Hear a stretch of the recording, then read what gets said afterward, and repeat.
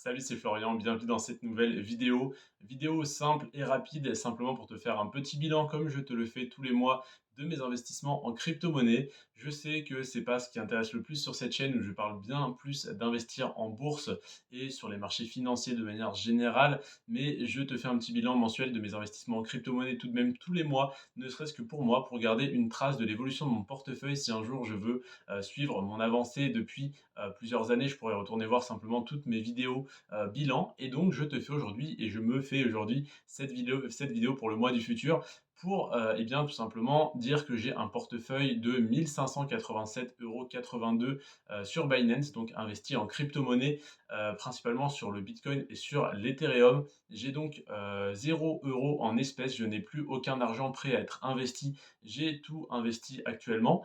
Et d'ailleurs, j'ai remis 500 € ce mois-ci. J'ai donc 653,05 € en Ethereum au 31 janvier 2023 et 930,98 €, donc pratiquement 1 000 € et 650 € donc 1 000 € en Bitcoin, on va dire 930, voilà, je vais rapidement m'approcher des 1 000 € dès qu'il aura remonté de 10 et 653 € en Ethereum, donc 930 en Bitcoin, 653 en Ether, ça fait à peu près du 60 Bitcoin, 30 Ethereum, pour faire enfin 60-40 pardon, 65-35 plutôt. Donc 2 tiers Bitcoin, un tiers Ethereum. Et mon portefeuille a donc augmenté de 803,07 € par rapport au mois précédent. Comment ça se fait? Eh bien tout simplement, j'ai réinvesti à peu près 500 € ce mois-ci et en plus de ça, les cryptomonnaies sont un petit peu remontées, en ce mois de janvier 2023. On a donc plus 803,07 € par rapport au mois précédent sur mon portefeuille en crypto-monnaie. Évidemment, c'est pas 803 € de gain, comme je te le disais, j'ai remis à peu près 500 €. Donc voilà pour ce petit bilan tout simple. Pour récapituler ma stratégie depuis ses débuts. Ma stratégie au début, c'était comme en bourse d'analyser. En bourse, j'analyse un maximum d'actions et je choisis les actions qui m'intéressent. En crypto-monnaie, j'ai essayé de faire pareil. J'ai analysé des centaines de projets et j'en ai retenu une cinquantaine, puis j'ai réduit à 40, puis à 30, et puis à 20. Et puis en fait, je me suis rendu compte que je n'avais pas autant de temps à accorder, autant l'envie d'accorder du temps plutôt à l'analyse de projets crypto qui, même s'ils sont extrêmement solides, comme le Luna, c'est un petit peu ça qui m'a un petit peu fait sortir des petites crypto-monnaies, des shitcoins et compagnie, même si j'ai jamais été fan des shitcoins, mais des petites crypto-monnaies qui me paraissaient intéressantes comme le Luna, comme le Solana, comme le Ripple, hein, le XRP, etc., etc. Ça a été un petit peu le Luna qui a été l'élément déclencheur, puis FTX aussi qui a conforté mon idée de sortir même des moyennes crypto-monnaies parce que le FTT, le FTX token n'était pas une petite crypto-monnaie, hein, c'était un acteur majeur de l'écosystème.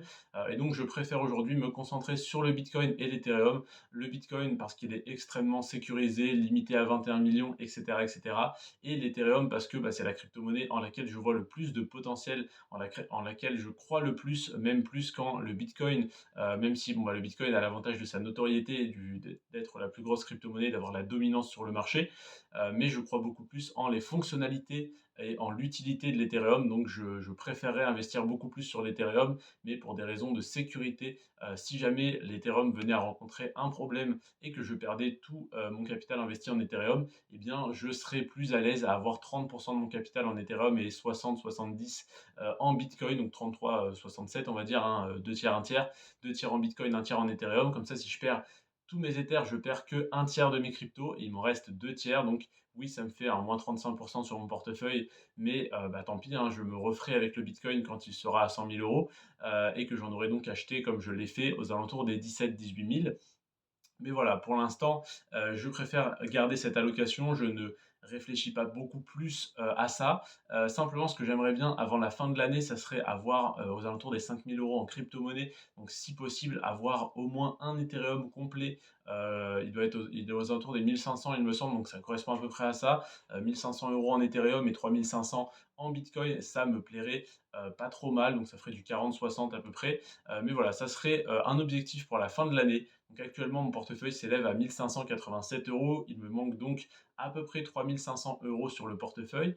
J'espère donc pouvoir réinvestir à peu près 2 000 € avant la fin de l'année et connaître une hausse aux alentours des 30 à 40 sur l'année 2023, tout en sachant que c'est sur l'année 2024 où il y aura le prochain halving du bitcoin et donc potentiellement le prochain bull run.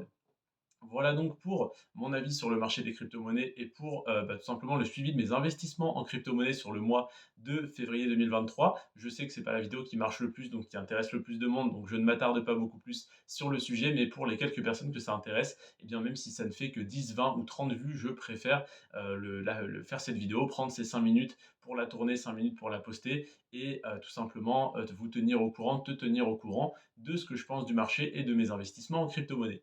Je te remercie en tout cas d'être resté jusqu'à la fin de cette vidéo. N'hésite pas à la liker si elle t'a plu, si elle t'a intéressé, si elle t'a appris quelque chose, quoi que ce soit. Voilà, c'est le meilleur moyen que tu as de me remercier. Et si jamais tu n'es pas abonné, ça m'étonnerait si tu regardes ce type de vidéo, mais si tu n'es pas abonné, n'hésite pas à t'abonner. C'est un énorme soutien. C'est le plus gros soutien, hormis les soutiens financiers via les liens en description. C'est le meilleur soutien que tu puisses m'apporter. Je te remercie en tout cas d'être ici, d'être sur cette chaîne, d'avoir regardé la vidéo en entier. C'était Florian sur ce Prends soin de toi et de tes finances et à demain pour le bilan complet de mon patrimoine. Ciao!